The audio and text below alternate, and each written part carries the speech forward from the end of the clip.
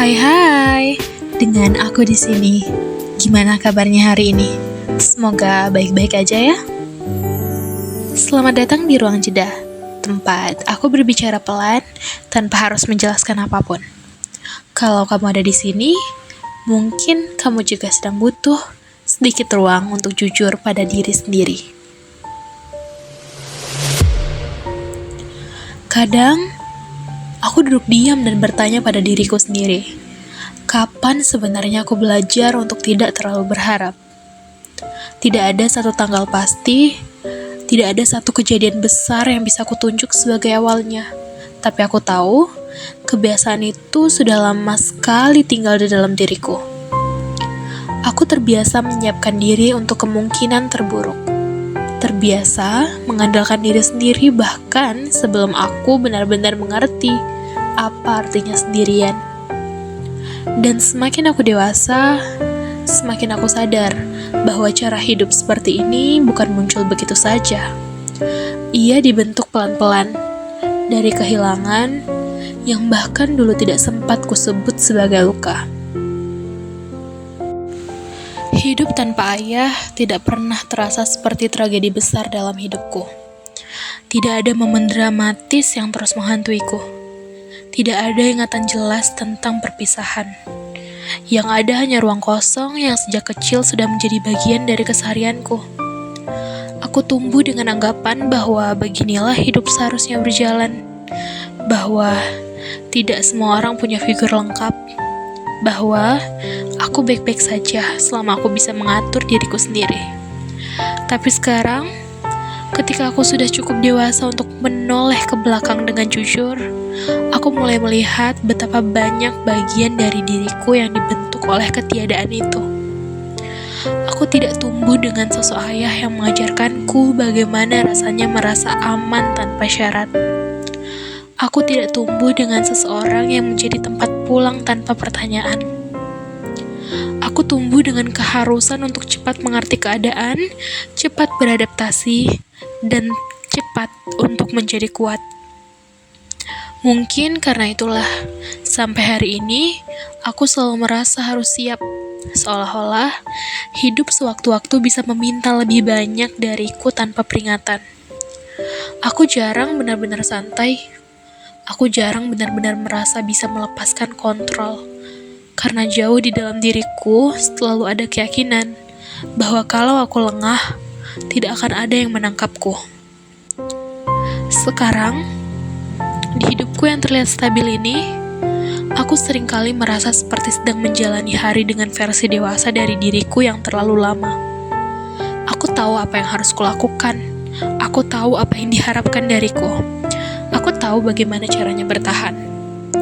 Tapi aku juga tahu ada bagian dari diriku yang lelah karena terus-menerus menjadi penopang bagi dirinya sendiri. Ada hari-hari di mana aku ingin berhenti sejenak dan mengaku, bahkan hanya pada diriku sendiri, bahwa hidup tanpa ayah meninggalkan bekas yang tidak kecil. Bekas yang tidak selalu terlihat, tapi nyata dalam caraku berpikir dan merasa. Aku tidak sedang mencari simpati. Aku juga tidak sedang ingin membandingkan lukaku dengan luka orang lain. Aku hanya ingin jujur bahwa ada kehilangan yang tidak pernah benar-benar selesai. Hanya berubah bentuk. Ia tidak lagi hadir sebagai tangis, tapi sebagai kewaspadaan. Tidak lagi hadir sebagai rindu yang jelas, tapi sebagai jarak yang tanpa sadar ku buat dengan dunia. Dan dari titik inilah cerita ini dimulai. Dari kesadaran bahwa hidupku hari ini tidak bisa dilepaskan dari satu hal sederhana yang sejak kecil ku anggap biasa saja. Aku tumbuh tanpa ayah, dan itu memengaruhi lebih banyak hal daripada yang selama ini berani kuakui. Podcast ini berjudul Hidup yang Terbiasa Tanpa Ayah. Sekarang aku sudah berada di fase hidup di mana orang-orang menganggap aku baik-baik saja. Aku bangun pagi, menjalani hari, menyelesaikan tanggung jawab, tertawa di waktu yang tepat, dan pulang dengan tubuh yang lelah, tapi wajah yang tetap terlihat tenang. Dari luar, hidupku tampak normal, bahkan mungkin stabil. Tapi ada satu hal yang jarang sekali aku katakan dengan jujur, bahkan pada diriku sendiri, bahwa hidup tanpa ayah tidak pernah benar-benar selesai. Ia tidak berhenti di masa kecil. Ia tumbuh bersamaku, berubah bentuk, menyelinap ke dalam caraku berpikir, caraku mengambil keputusan, caraku bertahan di dunia yang menuntut banyak hal dari seorang perempuan dewasa. Aku sudah lama berhenti bertanya, kenapa ayah pergi? Pertanyaan itu terasa terlalu kuno, terlalu melelahkan, dan tidak membawaku kemana-mana. Yang lebih sering muncul sekarang justru pertanyaan-pertanyaan kecil tapi menusuk. Seperti, kenapa aku selalu merasa harus siap menghadapi semuanya sendiri? Kenapa aku sulit percaya bahwa ada orang yang akan tinggal? Kenapa setiap kali aku ingin bersandar, tubuhku justru refleks menegakkan diri? Aku tidak lagi menangis karena tidak punya ayah, tapi aku hidup dengan kebiasaan-kebiasaan yang lahir dari ketiadaannya. Dan hal itu jauh lebih sunyi. Dalam hidupku sekarang, aku adalah orang yang diandalkan. Aku yang dicari ketika ada masalah. Aku yang dianggap kuat ketika situasi genting. Aku yang sering mendengar kalimat, kamu pasti bisa. Kamu kan mandiri. Kamu kelihatan gak butuh siapa-siapa.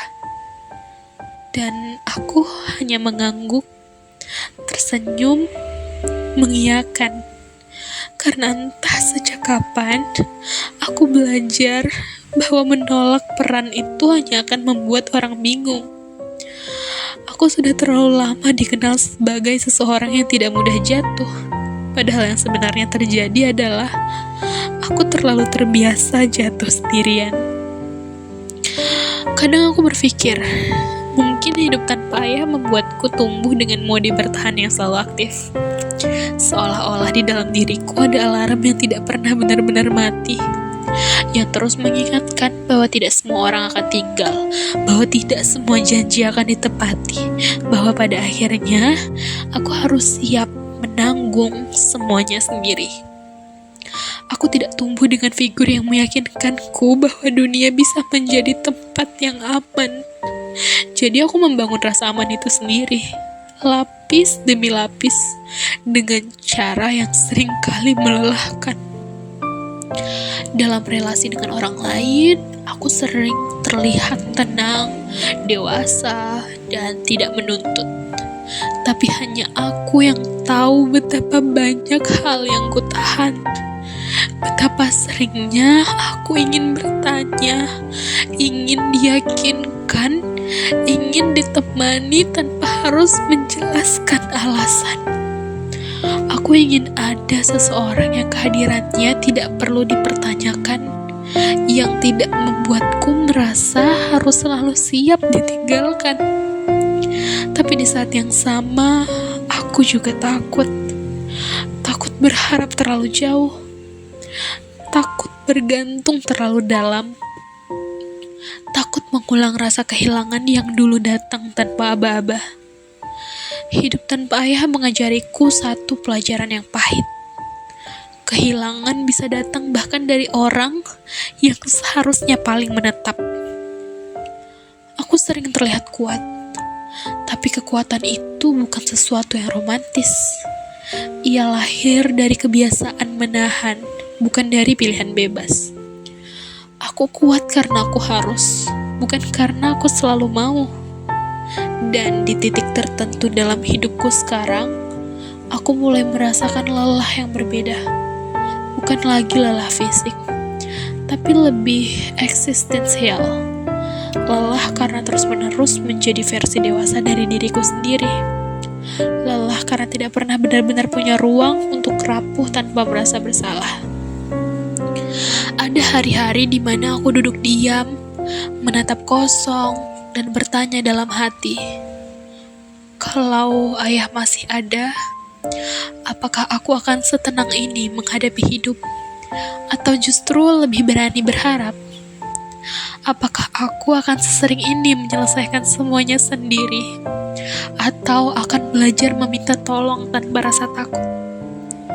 Pertanyaan-pertanyaan itu tidak membuatku menangis, tapi membuat dadaku terasa penuh, seperti ada sesuatu yang ingin keluar, tapi tidak tahu bagaimana caranya. Sekarang, di fase hidup ini, aku tidak lagi mencari sosok ayah pengganti. Aku tahu itu mustahil. Yang aku lakukan adalah mencoba memahami diriku sendiri dengan lebih jujur. Mengakui bahwa ada bagian dalam diriku yang tumbuh terlalu cepat, melewati fase-fase tertentu tanpa pendamping, yang berjalan kuat sebelum belajar aman. Aku tidak lagi memaksa diriku untuk sudah selesai dengan luka ini, karena mungkin memang tidak semua luka perlu ditutup rapat. Beberapa hanya perlu diakui keberadaannya. Aku mulai belajar memberi diriku izin untuk lelah, izin untuk tidak selalu tahu jawabannya, izin untuk mengaku bahwa ada hari-hari di mana aku ingin ada yang berdiri di sisiku tanpa aku harus meminta. Aku belajar bahwa menjadi mandiri tidak berarti menolak kebutuhan akan kehadiran orang lain, dan menjadi kuat tidak berarti meniadakan luka lama. Hidup tanpa ayah membentukku menjadi seperti ini, dengan segala ketahanan dan kehati-hatian yang menyertainya, dan mungkin tugas terbesarku sekarang adalah belajar hidup, berdampingan dengan semua itu, tanpa terus-menerus menyalahkan diri sendiri. Aku mungkin tidak tumbuh dengan figur ayah yang lengkap, tapi aku tumbuh dengan kesadaran yang dalam tentang diriku sendiri. Aku tahu batas-batasku, aku tahu lukaku, aku tahu caraku bertahan.